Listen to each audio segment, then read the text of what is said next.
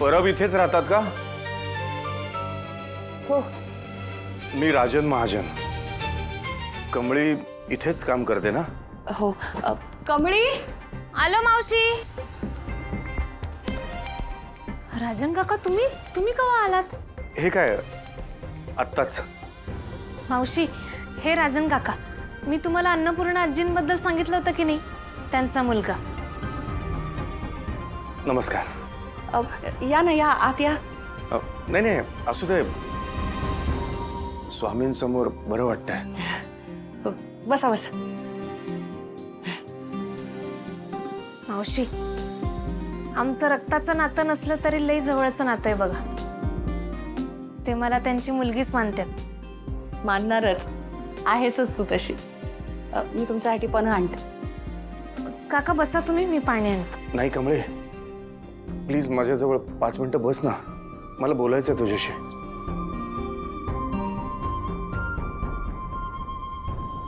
कमळे, खोटी का असे ना, पण जोपर्यंत तू त्या घरात होतीस ना, घर भरल्यासारखं वाटत होतं का? पण जेव्हापासून तू त्या घरातनं निघून गेलीस तेव्हापासून असं वाटतं की माझी खरी लेक त्या घरातनं गेली आहे का? काका, मला तुमची आठवण येत नसेल का? खरं ते नाटक होतं आणि ते संपूच नाही असं मला वाटत होतं बघा. कमळे, तू खरंच माझी मुलगी का नाही आहेस ग? आईला पण या गोष्टीचा खूप त्रास होतोय. तिची पण खूप माया, खूप प्रेम आहे तुझ्यावर, पण ती बोलून नाही दाखवणार. काका हो, जेवढा मी जीव लावतोय आजींवर तेवढाच त्या बी लावतात हे मला चांगलंच माहित आहे. खरं आपण चूकच अशी केली आहे की आपण काय बोलणार. हो, माझं जाऊ द्या, मी परकी आहे हो. खरं तुम्हाला तुमच्यावर बी का ते अजून रागवल्यात? त्यांनी असं करायला नको होतं काका. मला नाही चांगलं वाटत हे. कमळे, तू आमच्यासाठी कधीच परकी नव्हतीस ग, आणि माझ्यासाठी तर कधीच नाही. कमळे, तू ये ना परत. आपण हवं तर काहीतरी परत खोटं नाटक करू, पण तू ये ना.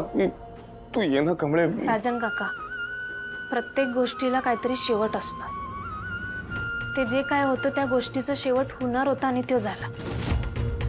खरं आपण आता एकत्र राहत नसलो तर बी आपण मनापासून तेवढेच जवळ आहोत ना काका. मला माहित नाही आपण परत एकत्र राहू का नाही. खरं अन्नपूर्णा आजी आणि तुमच्यातलं नातं परत पहिल्यासारखं व्हावं ह्यासाठी मी नक्की प्रयत्न करेन.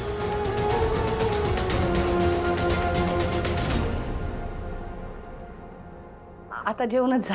वय काका, मावशी लय भारी जेवण बनवित्यात, नादच खुळा.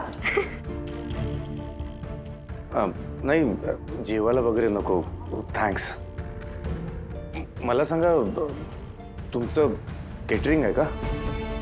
हो. तुम्हाला कसं कळलं? बाहेर बोर्ड पाहिला. हा, माझ्या 4ही मुली मला कामात मदत करतात आणि मोठी लेक आहे ना, तिचं लग्न आहे आता. खूप नशीबवान आहात तुम्ही. नाहीतर माझं बघा ना, एक लेक असून सुद्धा नसल्यासारखी आहे आणि दुसरी. परब इथेच राहतात का? हो. अहो, तुम्ही तुमच्या मुलीच्या लग्नासाठी हॉल बुक केलाय, पण अजूनही त्याचा ॲडव्हान्स तुम्ही भरलेला नाहीये. हे बघा, लवकर ॲडव्हान्स भरा, नाहीतर ते बुकिंग आम्हाला कोणाला दुसऱ्या द्यावं लागेल. 5-6 दिवसाची मुदत मिळेल का? मी करते काहीतरी. 5-6 दिवस? अहो, इथे 5-5 मिनिटाला हॉलची चौकशी सुरू असते. अहो, सध्या सीझन सुरू आहे ना. 5-6 दिवस नाही, फार फार तर 2 दिवस देतो. काय ते ठरवा तुम्ही. ताई, हा, तुम्हाला काही मदत हवी असेल तर मी करू शकतो. नाही नाही नको. बायचे पप्पा सोय करणार आहेत. तुम्ही विचारलं हेच खूप आहे. आणि बाकी स्वामी आहेत ना पाठीशी. स्वामी तर आहेतच. या जगात असे खूप पालक असतील ज्यांना त्यांच्या मुलांची लग्न खूप थाटामाटात करायची इच्छा असेल, पण परिस्थितीमुळे ते करू शकत नसतील. अशा लोकांसाठी काहीतरी करायची इच्छा आहे माझी.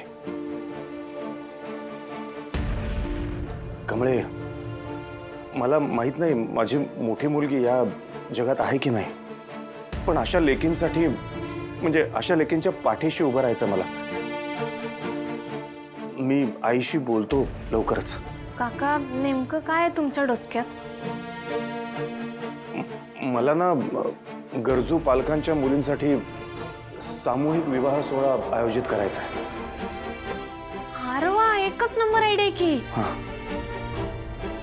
ताई, तुम्हाला जर आवडत असेल तर तुम्ही तुमच्या मुलीचं लग्न याच सोहळ्यात करू शकता. आम्हाला आवडलं असतं, पण पत्रिका वाटून झाल्यात आणि सगळंच ठरलंय ना आधी.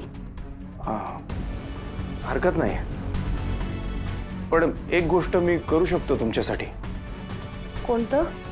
तुम्ही या सोहळ्याचं कॉन्ट्रॅक्ट घ्या ना, कॅटरिंगचं. म्हणजे या सोहळ्याला तुमचा हातभार लागल्यासारखा होईल आणि मलाही तुमची मदत केल्याचं समाधान मिळेल. कारण कसं आहे, शेवटी माझी लेक तुमच्याकडे काम करते, एवढं तर मी करूच शकतो. चालेल ना? अहो चालतंय की.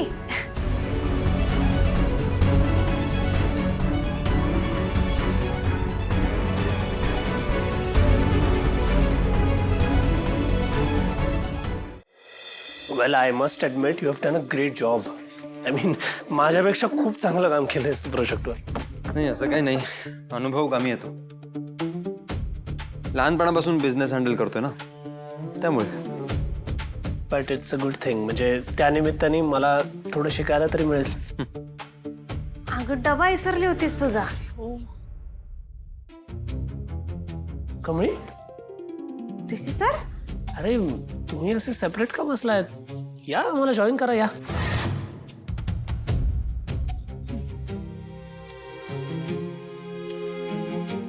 थँक्यू.